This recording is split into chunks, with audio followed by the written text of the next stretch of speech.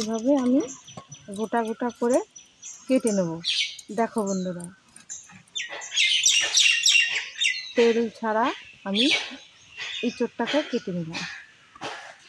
ইঁচড় চিংড়ি করব। প্রথমে আমি ইঁচড়টাকে ভাপ দিয়ে নিয়েছি।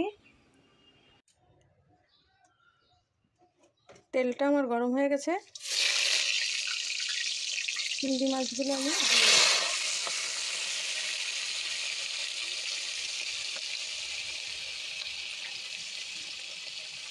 এক চামচ লবণ দেব, এক চামচ হলুদ। এবার আমি একটু ভাজা করে নেব। বেশি লাল লাল করে ভাজবো না, চিংড়ি মাছটা আবার শক্ত হয়ে যায়। হালকা ভাজবো।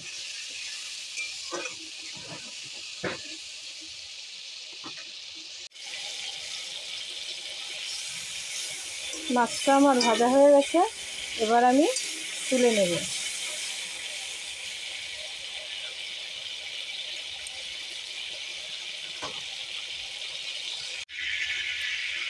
এই তেলে আমি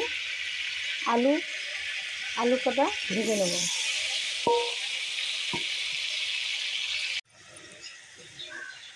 আলুগুলো এই যে লাল লাল করে ভেজে নিলাম। দেখুন, আমি লবণ হলুদ কিছুই দিইনি। এই চিংড়ি মাছের লবণ হলুদ ছিল, সেটাই হয়ে গেছে। এখন আলু ভাজা হয়ে গেছে। এবার আমি আলু তুলে নেব।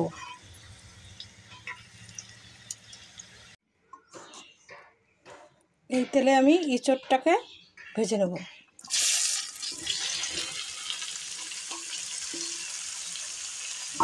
এখানে অল্প লবণ হলুদ দেওয়া আছে, এখানে আর লবণ হলুদ দেবো না।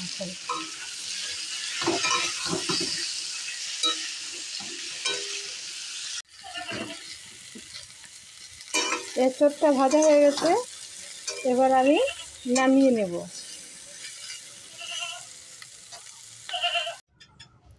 তেলটা আমার গরম হয়ে গেছে। এবার জিরে এক চামচ, গোটা গরম মশলা, একটা শুকনো লঙ্কা, একটা তেজপাতা। এবার আমি পেঁয়াজগুলো দিয়ে দেব। পেঁয়াজগুলো লাল লাল করে ভেজে তুলে, পেঁয়াজটা দেখো লাল লাল করে ভাজা হয়ে গেছে। এবার আমি বাটা মশলাটা দিয়ে দেবো। হাফ ইঞ্চি আদা, 4টে শুকনো লঙ্কা, 8 কোয়া রসুন, ছোট একটা পেঁয়াজ দিয়ে দিলাম।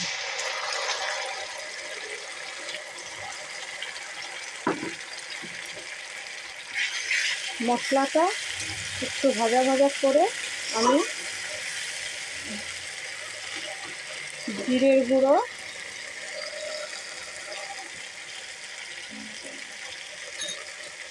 ধনের গুঁড়ো,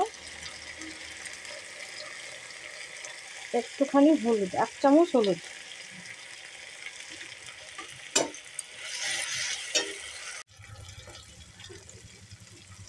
ফেটানো টক দইটা দিয়ে দেবো। 2 চামচ টক দই নিয়েছি।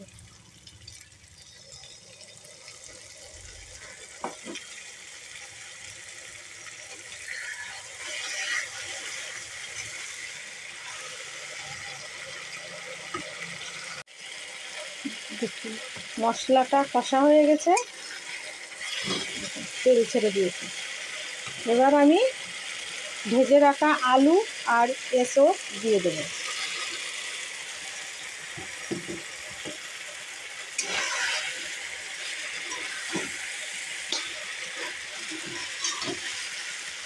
ভেজে রাখা চিংড়ি মাছ কটাও দিয়ে দেবো।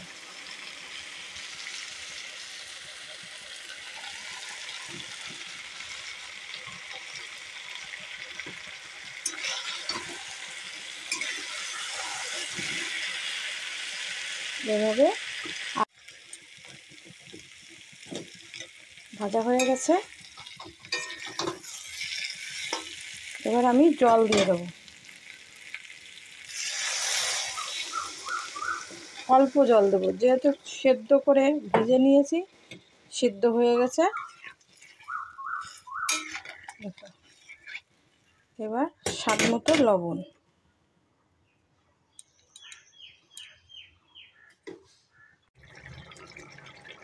দুটো কাঁচা লঙ্কা দিয়ে দিলাম,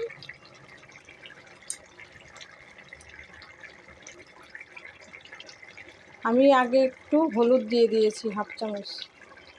এবার একটু ঘি দিয়ে দিলাম,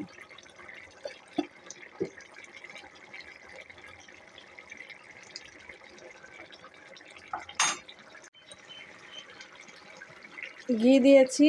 এবার হাফ চামচ চিনি,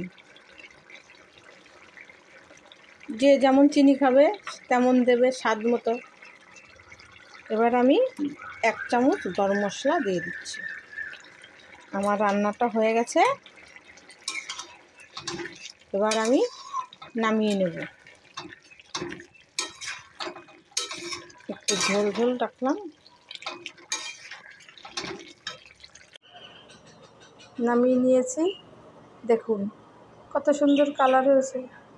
আপনারাও এইভাবে রান্না করে খেয়ে দেখবেন, খুব ভালো লাগবে।